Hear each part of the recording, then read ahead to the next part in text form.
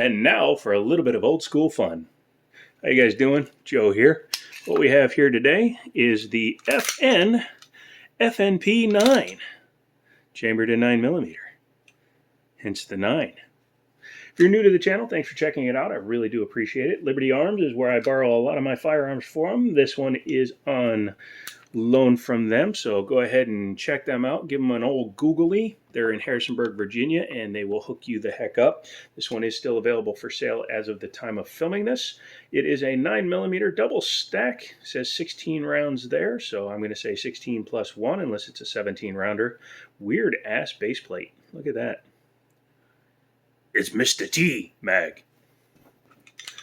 Polymer frame, steel upper.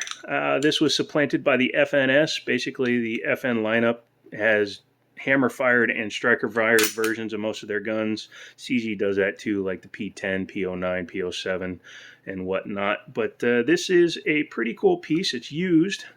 Has some wear on it. But we are going to take a look at it because I like Fabrique Nationale, or FN for a butchered name. I think they make some cool stuff. They usually cater to the ambi crowd. This one might be an early edition though, because it does not. It just has access to your safety decocker. FN has been producing service style weapons and duty style weapons for a long ass time, and they are pretty popular out there in the world. They do carry a pretty price tag most of the time, but not breaking the bank expensive like some manufacturers. A 226 version of the FNP would probably be 30 to 35% more money. Yeah, kind of Browning-esque style grips, which makes sense since FN produced the Browning for a long time, the high power, I mean. This lightning cut I've seen on a lot of guns since FN introduced it. This is pretty cool, but you see it on a lot of the knockoffs. Some of the Gersons have that exact same cut. It does have front and rear slide serrations, which are pretty cool to see in an older firearm. You don't always see that on these older guns. You typically, and this is odd, tell me why if you know down in the comments, I see front and rear slide serrations on polymer guns more often than I do like on 1911s or, you know, Glocks up until a Gen 5. If you know why, let me know down in the comments.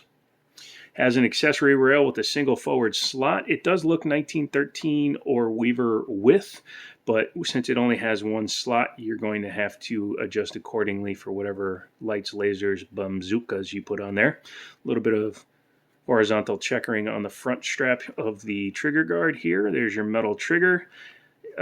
Flush-ish fitting mag release, but it seems to work well. Oh, you know what? I think it is ambi, and I spoke too soon. Shush my mouth.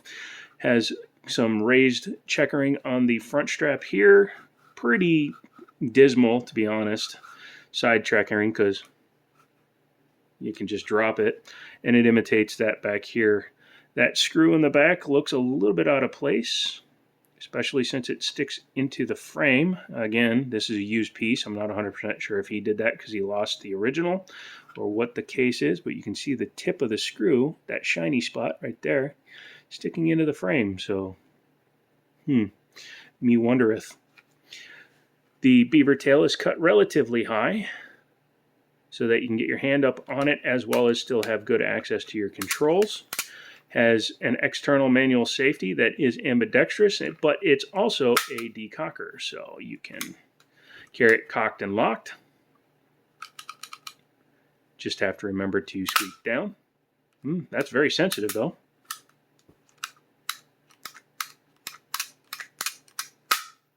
Yeah, just be careful. Practice, practice, practice. Make sure it's empty when you're at home. Just sit there and cocked and locked and just keep dropping it. Because it has no dingus safety or anything else like that. This is your safety. So if you're going to carry it with the hammer back, you need to learn to do that without setting off the decocker.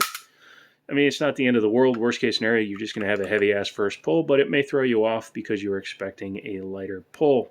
Slide lock, slide release. It's a little bit shrouded here. A lot of people will argue that these are not slide releases, but if you can do this, and you can see it's raised and angled, that kind of makes it a slide release. Let's go ahead and look at that mag release. So drop free, it does work on that side. Nope. Yeah, I was right. It's not ambidextrous. So I was right, me. Good me. Yay, me. Looks like it had 3-dot white sights at one point, but they've been, unfortunately, butcherized again or repainted.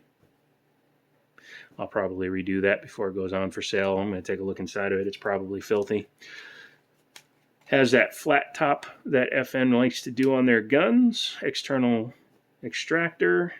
Yeah, overall not bad. Let's try the trigger here. Let's start it in double action. So decock it. You don't have to put it onto fire, unlike some guns, Berettas, some of those, they will, when you decock, they'll stay with the decocker in the down position. Then you have to flip them back up to fire, but they don't have an additional safety lever. I like this. This is much better. But anyways, double action. Oh my goodness. That is heavy. In fact, hold on a second. Where is it? Where are you? Okay, I can't find it. I looked for 3 seconds. My trigger gauge is in another room and I'm not getting up. But yeah, that is, holy schmamoli. That is a heavy ass trigger.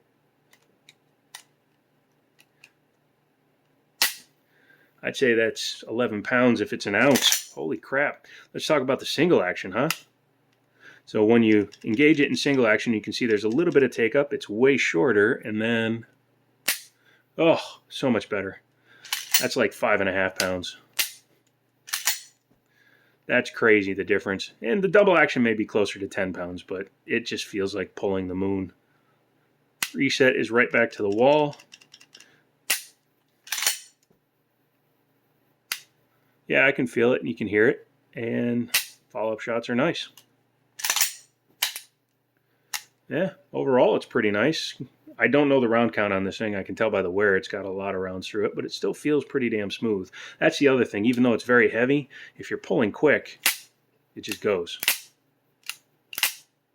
So yeah, that's pretty good. Let's go ahead and take it apart. Before we do that, we have to go ahead and drop the magazino. Away with you. And we will check, make sure there's nothing in it. The feed ramp's clean, so maybe it's clean inside. It just, this finish isn't holding up well. Take your drop down lever and drop it down. Drop it like it's snot, and then you just pull it apart because it's hammer fired. No need to pull on trigger. Although the last gun we looked at, we didn't have to either. Captive guide rod, that's good, or captive spring on the guide rod, that's nice. It is a plastic guide rod with a metal spring, and it does have paint on it. I thought that might be rust, but that's just paint. And let's take the barrel out. It's not too bad. It's got some obvious wear on it, but it's not too bad. Good rifling in there. Nice little feed ramp there. Yeah, there you can see it's had a lot of wear from being cycled. That's more than I would expect from just like 30, 40, 50 rounds.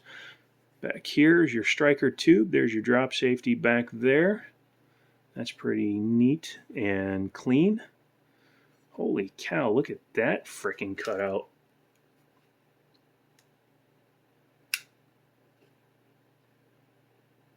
Is that?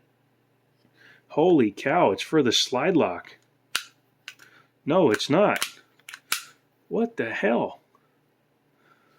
Why you put half moon crescent, FN? Let me know down in the comments. So you got a block in the front that has your lock pin for the slide as well as a rear insert. You have a trigger bar in there. There's your drop safety. So have to, probably didn't need to do that. I did it anyway, sorry. There's your spring, your sears under there. There's your ejector. Quite small for a gun of this size. And it takes falling onto a couch really well. Not bad. Let's go ahead and reassemble it. Being a used gun, I just wanted to check it out, so there's not like a real sales pitch or this isn't a brand new release of a gun, but you know, I thought you guys would like to see how it comes apart real easy and get some first impressions. I'm going to start calling these first looks or first impressions because somebody yelled at me for this not being an actual review. I'm like, well, okay, I didn't take it out and shoot 1,000 rounds, so technically you're right. So I'm just going to be calling these first looks from now on, and if I do wind up buying these guns for testing, etc., then we'll do follow-ups. So putting it back together, super easy, and there you go. I love it when it sounds like Legos in a bag. But what do I think of the FN FNP 9? Well, I think it's pretty nice. I've actually had one. Believe it or not, I've had the FN 45 Tactical, which I wish I never sold, and I'm thinking about buying another one, but they're like $1,200 freaking dollars. So unless I can find one used, that ain't happening. If you guys like this video, let me know by giving me one of them. Leave a comment, a like, share, all that good stuff, and just keep coming back for more videos. I have other stuff in the works too, and hopefully we'll get to that, because NFA Class 3 suppressors and all that stuff is coming to the channel as the store is set up for it now. So next time I go down there, may have to pick one up. E-form, hopefully it'll take anywhere from 90 to 100 days, they say. Also, if you're in the Virginia area and you want a suppressor, Liberty Arms, Harrisonburg, Virginia, contact them, tell them I sent you, get hooked up with that too. So that's it. Leave me one of those. And as always, I'll talk to you later.